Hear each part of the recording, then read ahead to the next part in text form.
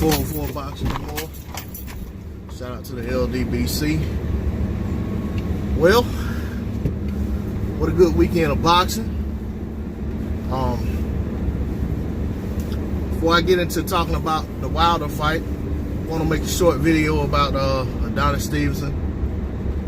Hey, my thoughts and prayers go out to Adonis Stevenson and his family, his loved ones. You know, I hope he has a full recovery. I definitely hope he goes ahead and walks away from the sport. You know, should he make a full recovery, which like I said, I'm praying for him and his family. I hope for the best possible outcome for Adonis.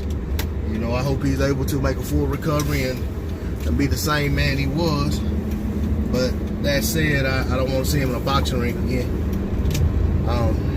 We see what happened to guys who continue to fight after they have a traumatic brain injury. You know, I think Jermaine Taylor, Jermaine Taylor was cleared to fight again after he probably should have never fought again. And I think that he's paying for that now. You know, I don't think Jermaine Taylor is the same man he was before his last few fights. And by that I mean emotionally, probably even physically, mentally, he's not the same person. And I don't want to see that happen to Adonis. You know, I hope he's able to make a full recovery and be the man that his family, his friends know him to be. That said, I want to get into the fight. You know, I think when the fight started out, the guys filled each other out pretty good. I think Adonis got a good feel for what I don't really know how to say this guy's name, but I think it's like Gvozdyk. But I think Adonis got a good feeling for what this guy was capable of doing. And I think he got a good feel for what Adonis was capable of doing, and he felt Adonis' power early. That said, as the rounds went on, I don't think either guy really ever separated himself. It was a good back and forth fight. I mean, it wasn't a highly dramatic fight, but it was a good back and forth fight. But both guys demanded the respect of the other guy, and it showed. You know, neither guy really just would take very, very serious risks early on. They would never overcommit. I mean, Adonis hurt him early in the I think mid rounds. I can't remember which round it was. Somewhere around the mid rounds. Maybe it might have been around the fourth. But Adonis dropped him, and it was ruled. I think it was ruled a slip. And but I think he also, if I'm not mistaken, he may have dropped Adonis. Forgive me for not being so fresh. I watched this fight one time and watched all those other fights. It's kind of hard to remember what happened in the fight, but I remember thinking that Adonis was looking like he was gonna get him out of there, and then Adonis just really never would commit to just trying to go for broke. You know, really go ahead and press the gas to get him on out of there.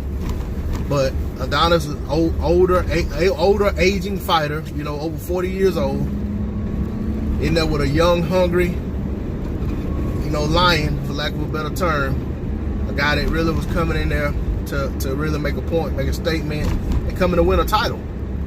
And we've seen for years that Adonis Stevenson was showing signs of decline. And I think this was the time that he was truly, his decline had done really showed up, and he was also in there with a pretty good puncher. I thought in the Gvozdyk fight, Adonis Stevenson, there were things in that Gvozdyk fight that told me that Adonis Stevenson probably should never fight Gvozdyk again, because I didn't think Gvozdyk would come out there having that respect for his power that he had in the first fight after he done went 12 rounds with him. I mean, he respected, but he wasn't feared. I think initially he was like overly cautious, and that's why he gave away so many of the first few rounds, the first half of the fight, almost in its entirety. But that said, I did want to see the rematch because I felt like, you know, it went to a draw and the fight, you know what I'm saying, they should fight to the conclusion. But I also felt like for Adonis's best interest of retaining his title, he needed to stay away from Badou Jack. And he didn't fight Jack. He went ahead and fought his mandatory. And we see what the outcome was. You know, he lost. Congratulations to Gvozdyk on this win. You know, I'm eager to see what happens with these with him and Bilbo, Bitterbiev, and Aleta Alvarez. See if any of these guys are gonna fight each other in unification fights. You know, when it was Kovalev, Bilbo, and Bitterbiev, they didn't seem to be interested in fighting one another. And Adonis Stevenson was unable to make fights with him. I don't think Adonis wanted to fight the guy, but that's just my opinion. I definitely don't think Adonis ever wanted to fight Kovalev, but I'm not gonna try to bash the guy in this video, you know, under the circumstances.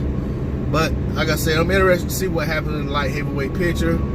It's good to see, you know, new blood with the titles, and let's just see what happens. You know, I will say that Bitterbiev was supposed to fight Joe Smith Jr. on the same card Bivol was on, if I'm not mistaken, and he pulled out of that fight and said he didn't have. He pulled out of the fight like a week or two ahead of the fight and said he didn't have enough time to prepare. But I think Bitterbiev was a little concerned with Joe Smith's power, and decided that he didn't want to take that fight. And that's a fight he may never take. Who knows?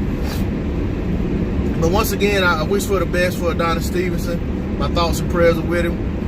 Hey, shout out to the LDBC, to my subscribers. I appreciate your I appreciate your support.